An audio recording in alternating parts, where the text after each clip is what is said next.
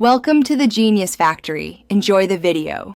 You begin by verifying the storyline version and the slide where you want behavior.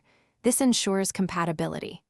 Once done, create a trigger that runs JavaScript, usually on timeline start or a button click, because that determines exact timing. Next, open the Execute JavaScript editor and paste only the functionality you need.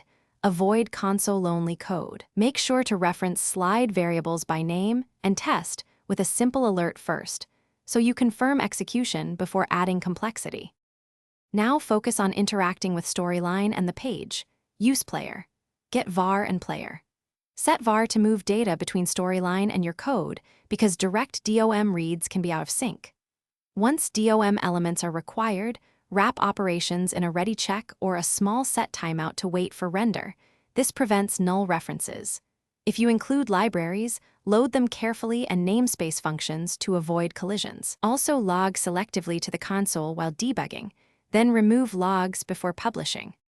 When wrapping up, publish and test in the same environment your learners will use, LMS, web server, or Rise, because local preview can behave differently. If something fails, use console. Log or a temporary alert and confirm player. Get var/set var calls succeed. Those checks reveal timing or naming mistakes. Make sure your code guards against null elements and consider cross-origin restrictions for external calls. If problems persist, revert to the minimal working code and reintroduce features one at a time to isolate the bug.